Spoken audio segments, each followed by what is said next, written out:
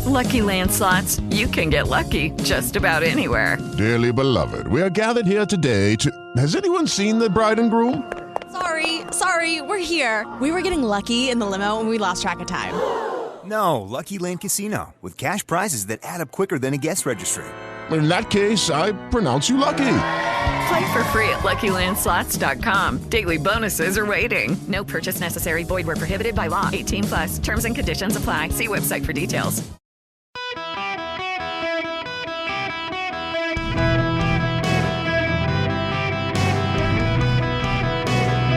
Welcome to the Erick Erickson Show podcast, Hour 1. Hello, America. It is Erick Erickson here from Atlanta, Georgia, where the weather is glorious today.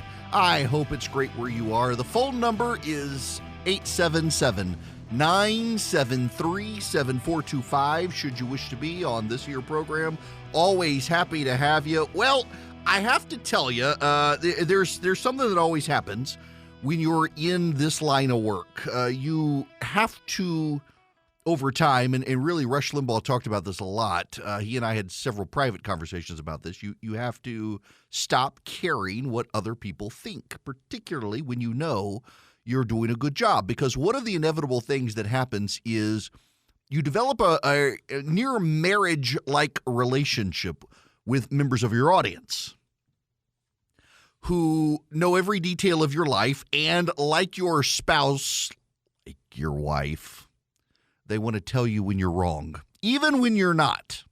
And in your real marriage, you get to say, yes, dear, even when you're right, but your spouse thinks you're wrong. You say, yes, dear. And let's be honest here. I'm talking about men. When your wife says you're wrong, yes, dear. I saw some stand-up comedian. He was doing a PowerPoint presentation, and he says, when I'm wrong and my wife is right, the response is my mistake. When I'm wrong and my wife is wrong, the response is my mistake. When I'm right and my wife is right, the response is, yes, dear, you're right. And when I'm right and my wife is wrong, the response is, I'm sorry, dear. You're right. Even when the wife is wrong. Yeah, I've learned, listen, it's taken 22 years of marriage for me to figure this out. Your wife is always right.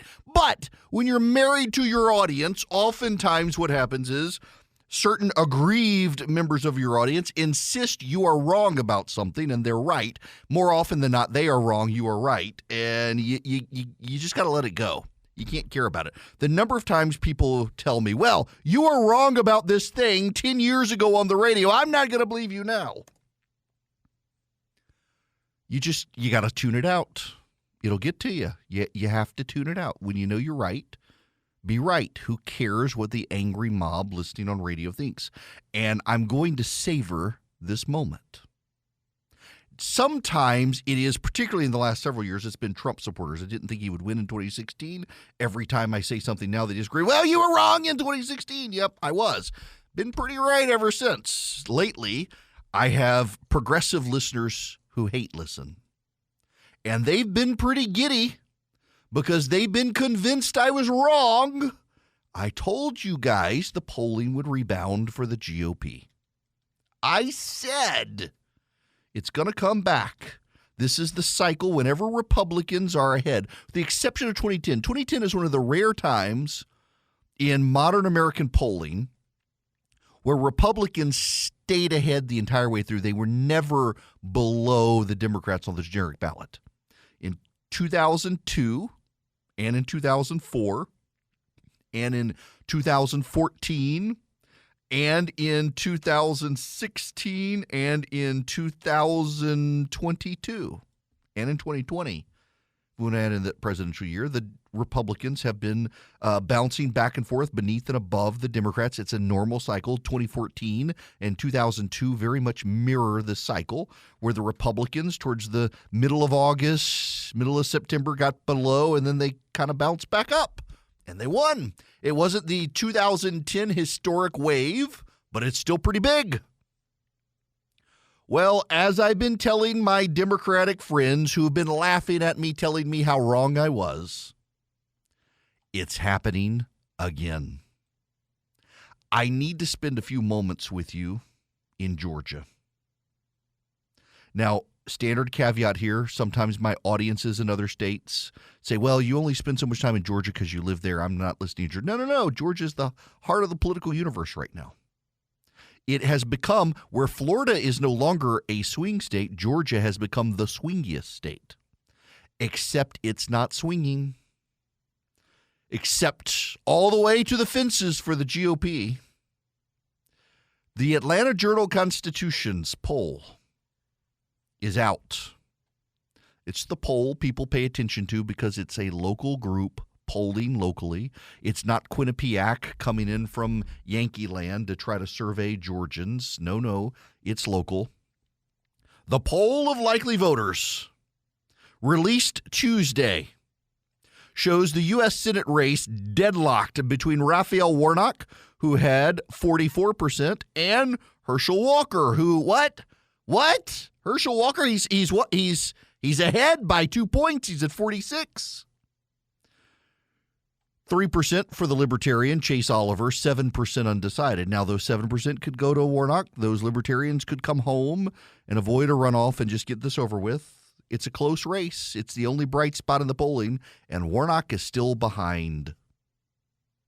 In all the other races, well, let's just say Brian Kemp, if he was running against a man, people would not be upset when I say he's curb stomping Stacey Abrams. But because she's a woman, they'll be upset and call it misogynist, sexist, or hateful. But he's curb stomping Stacey Abrams. My gosh, 50% in the AJC poll, 42% for Stacey Abrams. Shane Hazel, the perennial candidate who runs as Libertarian every couple of years, he is at 1%, even taking into account the margin of error.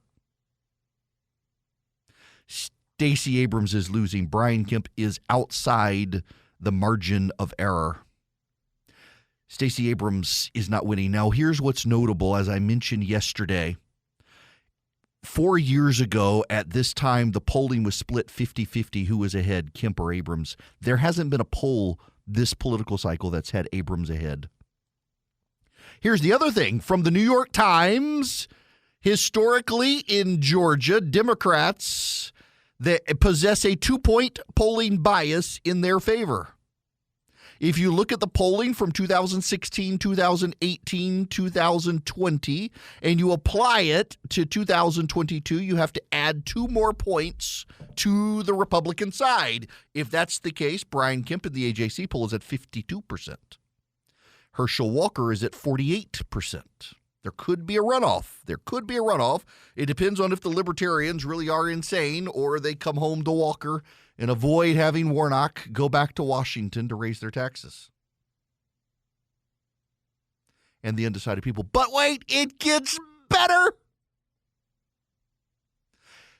Nationally, Democrats have seized on Burt Jones.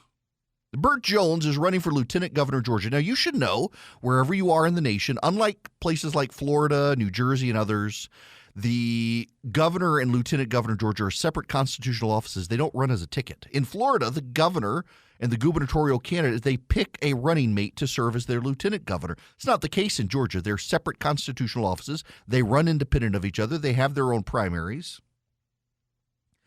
And the Democrats were salivating about Burt Jones.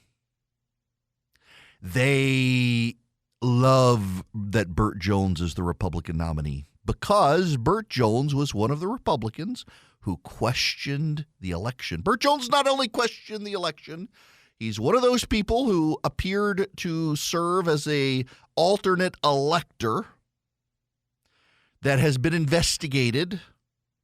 The Democrats were sure they could mount a case against Burt Jones. The Democrats, too, are running a serial candidate. Someone who always runs, running against Burt Jones this time. Stacey Abrams blessed it. They were convinced this person could beat Burt Jones. It's not going to happen. It's not going to happen. Burt Jones is crushing the Democrats' candidate. The Democrats put their own abortion Barbie up against Chris Carr. Chris Carr is the Attorney General in Georgia. He's one of the people who defied President Trump. President Trump found somebody to run against Chris Carr, a pretty pathetic candidate, actually, ran against Chris Carr. The guy had to get his law license back to be able to run against Chris Carr. Didn't put as much money in as he said he was going to put in and got trounced by Chris Carr, even though Donald Trump came in and campaigned against Chris Carr. And the Democrats put up against him Jen Jordan. Jen Jordan is Georgia's own abortion Barbie. She actually said if she were Attorney General, she would not enforce any law she disagreed with, including the abortion laws, including the fetal heartbeat ban. She wouldn't do it. She made it her case. She's a media darling. The media loves her. She's from South Georgia, got rich in Buckhead in Atlanta, pretends she's still from South Georgia. Abortion Barbie of Georgia going down to defeat in the polling. Stacey Abrams, the Democrats privately wanted that woman to run against Brian Kemp. They wanted her to be the gubernatorial nominee, but no. Stacey Abrams had to have a second chance, had to have a second bite of the apple. They're all losing. Abrams dragging down the whole ticket. Brian Kemp is lifting the whole Republican ticket. Abrams is dragging down the whole Democratic ticket.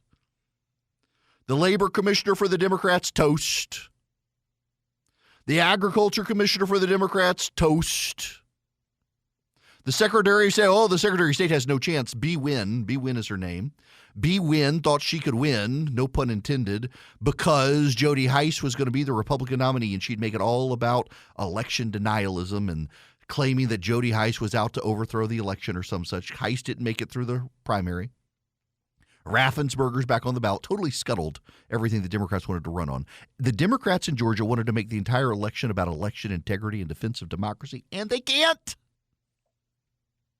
They're having to make it about all the dumb things Stacey Abrams has said over the past 4 years, and none of them can defend it. They're having to make it about Raphael Warnock's record. Raphael Warnock, he loves puppies. Oh, I love my puppies. I love my neighbor's dog, even though I tried to run over my wife. I love the dog instead. I love Jesus, except not the one of the Bible, the one I made up, and I love puppies. That's Raphael Warnock here. Raphael Warnock, I don't know which God Raphael Warnock worships, but it ain't the God of the Bible. Worships the God of self. And he goes to Washington, D.C., and he's got that senatorial tone of a minister of the Word of God. And he says, you shall take care of the poor, the Bible says. You shall take care of the poor. And you shall take care of the poor by raising your taxes and bailing out student loans and taking care of climate change. Don't you bring those illegal immigrants to Georgia, though, Mr. President. No. That would hurt me in my election. I do declare, as a minister of the word of some God somewhere, you shall vote for me, except the voters of Georgia aren't buying the shtick. He's losing. And with him goes the Senate. Mitch McConnell, the Senate minority leader, drew scorn from Republicans a few months ago by telling a private group of donors he wasn't sure the GOP could take the Senate. Donald Trump supporters came after him, insulting Trump-backed candidates around the nation. And what did McConnell do? He started pouring money into all these races. In mid-August, he downplayed winning the Senate. Behind closed doors, Mitch McConnell is now saying the Republicans could take the Senate, because Herschel Walker is building momentum in Georgia. Adam Laxalt is ahead in Nevada. And Dr. Oz, he and Blake Masters are the two worst Republican candidates this year. They've taken races where the Democrats were ahead by double digits, and they're now below 5 points, trending towards the Republicans on the issues of crime and immigration and the economy. And all the Democrats have left to talk about anywhere in the nation is abortion. And I was wrong. I didn't think abortion would fire up as many people as it clearly had. But I said at the time, I thought it would now take D plus 10 seats and they'd be D plus 5 seats and the Democrats could hold on to them. And I think I'm right about that. But I also said at the time that it wouldn't change the outcome for the D plus 5 seat. The D plus 5 seat, the D plus 3 seat, the D plus 1 seat, the Democrats are going to lose. It's starting to dawn on the Democrats. They've spent their entire midterm election strategy talking about killing babies and saving democracy. And most Americans are looking at the Democrats and thinking, by God, you people have killed my 401k and my kids' education. Why would I return you to power? Turns out the Republican message is winning. Hello there. It is Erick Erickson here. Glad to have you with me. The phone number, should you wish to be a part of this here program, I guess I should go into the call screening program. The phone number is 877-973-7425. I say this somewhat facetiously, but the actual data is there. Democrats have had to come up with an alternate message for this campaign season. That's just the truth. Because the economy is so bad, crime is not good, they've had to come up with something else. And so they've decided to fight on killing kids and saving democracy. And it turns out Americans are more worried about Democrats killing their 401k than they are about Republicans not letting them kill kids. And they're more worried about getting killed in a crime spree than about saving democracy as Democrats define it, which really isn't about saving democracy. It's about saving the Democrats.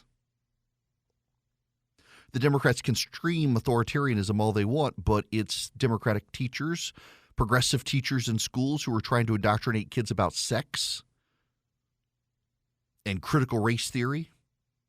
Those cultural issues that Democrats have been dismissive of, the American people are not dismissive of those issues. They matter to Americans. And ultimately, what matters most is the economy. This is the conversation on CNN.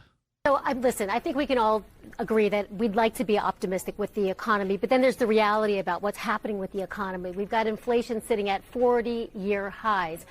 We're paying more for just about everything. I mean, you look at one piece of evidence from the New York Fed that says that credit card balances have actually grown by $100 billion since last year. So consumers are scraping by, and that's a reality. And then you've got the Fed raising interest rates, with the Federal Reserve Chair himself saying it's going to cause some pain to households and businesses. Those are his words. So analysts, Victor, are finding it really difficult to see how the Fed is actually going to navigate this so-called soft landing, meaning avoiding a recession, knowing that when the Fed raises rates, it's actually engineering a possible recession because, you look at the economy, it's already showing signs of slowing. It is. And the Federal Reserve knows this, and they don't think there's a way to stop it. They don't want to say that publicly. But you had Jerome Powell say that families will be hit hard. But though hit hard, it will spare them being hit harder later if they do this now. This is all the environment into which the midterms occur. What I find notable and amazing are the number of people in the media, from Chuck Todd at Meet the Press to even some of the pollsters who were interviewed on Fox. They've said for the last several months, well, this could be a completely different election, in large part because of the Dobbs decision, but not just that, because of Trump and other things. That this could be a thing. This could be big. This could be a big change. The rules may not apply. The old rules may not apply, Chuck Todd said a few weeks ago on Meet the Press. And I said at the time, no, I keep hearing this every cycle that the old rules don't apply. I think the old rules apply just fine. The party that controls the White House tends not to do well in the midterms, particularly after a massive blowout in Virginia. And all of that bore out. And I think we're headed into a midterm election where, just like every pattern, the Republicans, they're not going to get a massive wave, but they're going to win, and that's all that matters. Hi there. Welcome. It is Erick Erickson here across the nation from my flagship station, WSB in Atlanta, Georgia. I'm actually in the studio with Jim today. I've got a charity dinner this evening. I'm taking some folks to dinner who gave some money to the Children's Hospital here in Atlanta. The phone number, if you want to be on the program, 877-973-7425. I want to go to the phones. I am going to go, let's see here. Bill, you're going to be up next. Welcome to the show, Bill. How are you? Good. Welcome. Thank you. Sure. What's going on, Bill? Well, I'm a mailman down in Florida, and we are getting inundated with postcards from Boston, New York, Pennsylvania, Connecticut, California, Texas about voting by mail. Mm-hmm. And they're saying vote by mail, vote by mail, vote by mail. I'm just hoping that somebody straightened out this vote by mail fiasco from the last couple elections. Well, look, I think in Florida, Georgia, and a few other states, they have. In Georgia, it's actually a little more difficult to vote by mail because you've got to be able to provide proof of your driver's license, ID number, and things like that. Florida did not have as much of a problem, but this is, a weird role reversal, Bill. When I was coming up in politics as a political campaign manager and campaign consultant, Republicans voted by mail more than Democrats.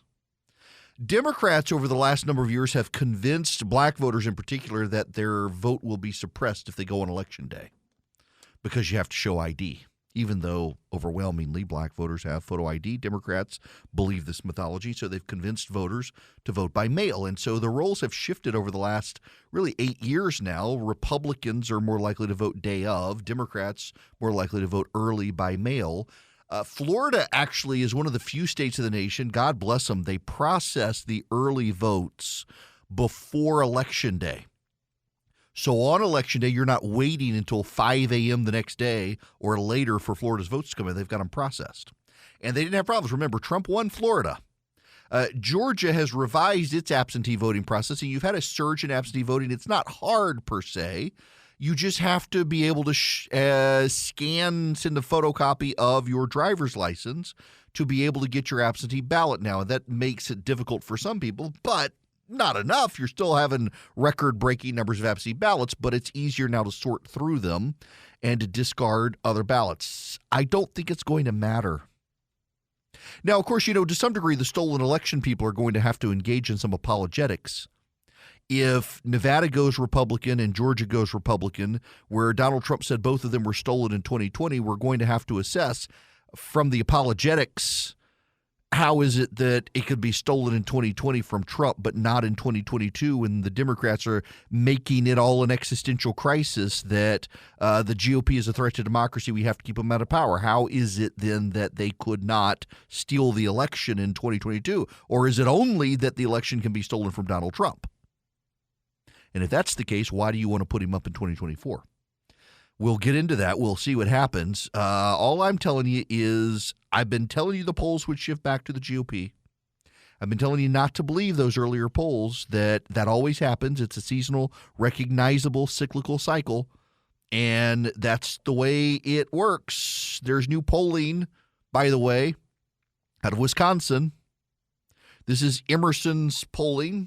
The Emerson poll has Ron Johnson now ahead with likely voters. Interestingly enough, he's winning 13% of Democrats. Mandela Barnes, the progressive Democrat up there, is only winning 5% of Republicans. It has everything to do with liberal Republicans rejecting Ron Johnson, moderate Democrats rejecting Mandela Barnes, who's run on defund the police efforts and getting people out of jail. We'll get into him later. There's some funny stories about him. But Ron Johnson, independents are split 50-50, and Ron Johnson's winning. This is now the second poll of likely voters in Wisconsin. That puts him safe. In Pennsylvania, Oz is surging. In Arizona, Masters is surging. Kari Lake is already in the lead in Arizona. In fact, the Democrat in Arizona is refusing to debate Kari Lake, who just continues to sharpen her message on the campaign trail. Listen to this from Kari Lake on the campaign trail out in Arizona. Believe in keeping our taxes as low as possible. When you keep business taxes low, that means that the business can then take the money they're making and invest it back in the business. When you keep personal taxes low, you can take that money and spend it on the things you need for your family. Right off the bat, we're going to do everything we can to lower the sales tax, lower the food tax, And I really want to get rid of the rental tax. Oh, get rid of the rental tax for renters. That's Kari Lake in Arizona. That message that's resonating. She's now ahead in all the polls in Arizona. You will notice the media has started ignoring Kari Lake. They made it a big deal in the primary, and now they've just completely started ignoring her because she's taken the lead. Arizona seems to be moving back to the Republicans. Now, back to the phones we go. Richard, you're going to be up next. Welcome to the show. Richard, how are you? Hi, Eric. How are you doing today? Great. What's going on? Well, I was accidentally turned on MSNBC last night when I was I'm flipping sorry. channels. Yeah, I know. It hurt for a while. Listen. In all seriousness, Richard, you may need to go get an MRI, get your brain checked after watching that channel. Well, I was listening to Lawrence Donnell and his guests, and they were complaining about the unfairness of the Senate only having 2 senators per state. Yes. And what I thought was, man, that is ignorant that they don't even know why that exists. But as I was driving today, I began to think about that again. I think there's probably a lot of Americans that don't know why that we only have 2 senators, yet the House of Representatives is by population. You know, it's funny you say that. Georgia's former Senator Saxby Chambliss. Let me see if I can find this. I think it's in the Atlanta Journal-Constitution, I saw this. Yes, Saxby Chambliss wants to pass legislation, the Civic Secures Democracy Act. It's authored by John Cornyn and Chris Coons, bipartisan bill. It would authorize $1 billion annually over the next 5 years to support K-12 civics and U.S. history education, so students across the country are taught the principles the Republic was founded on. Now, of course, the left would probably hijack this thing. More likely than not hijack it. But I do think civics education is good. Okay, so let me break this down for you. This one's actually personal to me. In all seriousness, this is a true story. I am not making this up. You know, I grew up in Dubai. I did not grow up in the United States. We would come home during the summer, but my education was in Dubai. It was a very good education. If you want perspective on my education, my 8th grade biology book was the same book I used in college. Yes. It was a very good education. And our U.S. history class in 8th grade was a combined American civics and history class. We had to memorize the Constitution. I mean, really, to the point where if they said, where's the taxing provision? I mean, you had to be able to say Article 1, Section 8, Clause, whatever it is. Now I've forgotten the clause, but I know it's Article 1, Section 8. Had to memorize these things. I mean, we had to go over each article of the Constitution, why it was there, the history of it. This is the very first time I ever heard someone say, we have three separate but equal branches. And my history teacher, Mr. Lake, turns out he was in the CIA. This is another story, but Mr. Lake was very adamant. No, Congress is the first branch because it's the preeminent branch. These are not co-equal branches of government. There's a separation of powers, but the founders put the important parts in order. Congress first, the people first. We need to get back to that as a country. I learned that in Dubai. So I came home, and this is the very true story. I came home and my parents started me out at a private school in rural Mississippi. Turns out it was one of those schools that came about because of segregation. I had no idea until I got attacked a couple of months ago on Twitter for going to a segregation of school. I had no idea. I was there for like 4 months. The Gulf War broke out. Gas prices got to the ridiculously high price of $1.25 a gallon. My parents decided I needed to go to public school in Louisiana. So I went to public school in Louisiana. My very first day in my English class in 10th grade, I'm in Linda Priest's English class, and we're working on words, and there's a word one of the kids in class has never heard of. This is 10th grade. And the word Ms. Priest makes him spell the word. L-I-B-E-R-T-Y.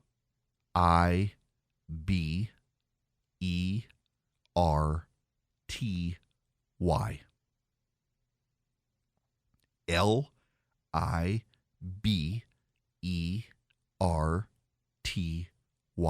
Liberty. Didn't know what that word was. Pronounced it liberty. Had no idea what it was. We had a civics teacher, Miss Smith. She's one of those teachers you always hear about. She, at one point, fell down and she'd walk down the hall normal until she realized someone was behind her. Then she'd suddenly bend over and grab her back, and she's a horrible teacher. It was a terrible class. I'd never been in a school like this. I'd never seen discipline like this. I got up and walked out of class one day and wouldn't go back in because it was so bad. She was the free economics and civics teacher. She had no idea what she was doing. It was a horrible, horrible experience.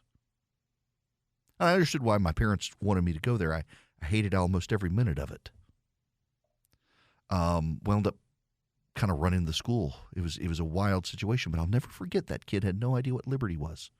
And the civics class was just basically like goof-off time. The teacher didn't take it seriously, none of the kids did. And here we are in the society in the way it is today. It's not a good setup. We need to get better with people learning the structures of government. One more call real quick. Tom, you're going to be up next. Welcome. Hi, Eric. How are you today? I'm good. How about yourself? Good. Hey, I'm wondering if there's going to be a bigger red wave than what we're seeing in the polls here. And the reason I say that is my wife got a call from a pollster this week, and other than saying she's going to vote, she just had no opinion with every other answer that he asked her. And after she got the phone, I asked her why, and she said because she's worried that she's going to go on a list where the 87,000 IRS agents or the Register for Gun Control is going to put a line on her so that they come after us if anything happens. And, look, I know a lot of people in your wife's that. situation, Tom. First of all, I tend to be dismissive of the concern, though I understand why people have it. But to your point, yes. I mean, keep in mind that in Georgia, Democrats tend to have a 2-point advantage, and a lot of it is your wife's situation where they're just not talking to the pollsters. You combine that growth of that, and you may be looking at 4 points in Georgia. But if it's 4 points in Georgia, think about a place like Wisconsin, where the Democrats perennially have a 7-point polling bias in their favor. So, yeah, the Republicans, I think, will wind up doing better. Now, that being said, when the polls had a Republican congressional ballot, they were 5 points ahead, and now suddenly we're back to a tie. What you may see is a Republican wave of 5 points as opposed to a Republican wave of 10 points because there has been a shift there. So, yeah, they're undercounting Republicans nationwide for sure. They absolutely are. But if they are undercounting them by the same measure from 3 months ago when the Republicans were up 5, and they're undercounting them now and the ballot's tied, well, you're still going to see a bigger Republican wave, just not as big as it was a few months ago, if that makes sense to you. If it's R plus 5 and they're not talking to Republicans, that means it's really R plus 10. If it's tied and it's R plus 5, they're undercounting, that means it's going to be an R plus 5 wave. So still a wave, just not as big.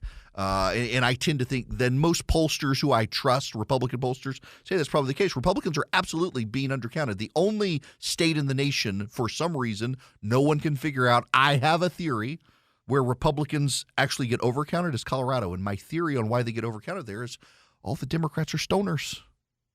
So all those Christian Republicans out in Colorado Springs will talk to the pollsters, and all the potheads who vote Democrat are too stoned to talk. And that's why the Republicans get overcounted in that state and undercounted in every other state. It kind of is a weird phenomenon. Now, one of the other reasons Republicans are going to do well is they've got groups like Patriot Mobile coming out and helping them. Patriot Mobile gives a portion of their profits to the conservative movement. Think about this. They tried this out this past election cycle in local school board races. They picked 11 school board races around the country.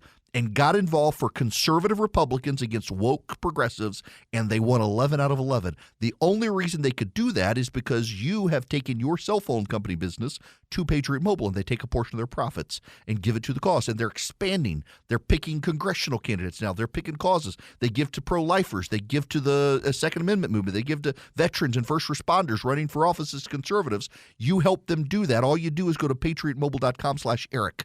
patriotmobile.com/ERICK. You move your cell phone service. You can bring over your phone number or get a new phone number, bring over an unlocked phone, get a new phone from them. You get free activation with my name, and you get guaranteed great service because they use the same towers everybody else uses. patriotmobile.com/Eric or call them 972-PATRIOT. Tell them I sent you. 972-PATRIOT. Confession. I am actually doing my own show notes email this week. As I've mentioned, you should be subscribing. All you got to do is text DATA to 33777. Get the link, put your email in, free or paid. You get more content if you pay, but you get a lot of the stuff for free. And if you subscribe to the podcast, we have now put the DeSantis interview as a standalone for everyone on the podcast, so you'll get it Spotify, Apple, whatever. Just look for the Eric Erickson Show.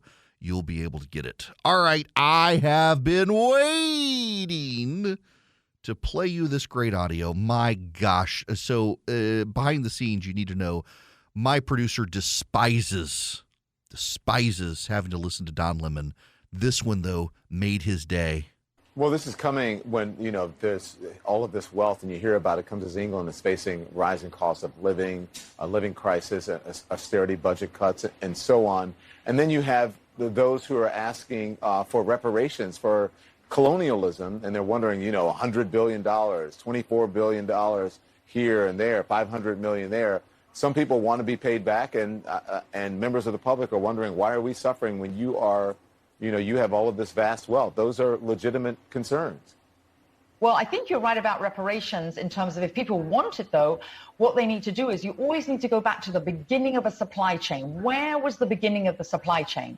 That was in Africa, and across the entire world, when slavery was taking place, which was the first nation in the world that abolished slavery? The first nation in the world to abolish it. It was started by William Wilberforce, was the British. In Great Britain, they abolished slavery. 2,000 naval men died on the high seas trying to stop slavery. Why? Because the African kings were rounding up their own people. They had them on cages waiting in the beaches. No one was running into Africa to get them. And I think you're totally right. If reparations need to be paid, we need to go right back to the beginning of that supply chain and say who was rounding up their own people and having them handcuffed in cages. Absolutely. That's where they should start. And maybe, I don't know, the descendants of those families where they died in the high seas trying to stop the slavery, that those families should receive something too, I think, at the same time. It's an interesting discussion, Hillary. Thank you very much. I appreciate it. We'll continue to discuss in the future. It's an interesting discussion, Hillary. Oh, my gosh. Don Lemon thought he didn't know what he was getting into. My goodness gracious. And by the way, everything that woman said is factual, actual factual. Oh, more of this, please. People need to study that clip at conservative schools where they learn how to talk to progressives on TV. Study that clip. My gosh, that was brilliant. I have laughed and laughed about Donald. Interesting. Hello, it is Ryan, and we could all use an extra bright spot in our day, couldn't we? Just to make up for things like sitting in traffic, doing the dishes, counting your steps, all the mundane stuff. That is why I'm such a big fan of Chumba Casino. Chumba Casino has all your favorite social casino-style games that you can play for free anytime, anywhere with daily bonuses. That should brighten your day a little. Actually, a lot. So sign up now at ChumbaCasino.com. That's ChumbaCasino.com. No purchase necessary. VGW Group. Void where prohibited by law. See terms and conditions. 18+.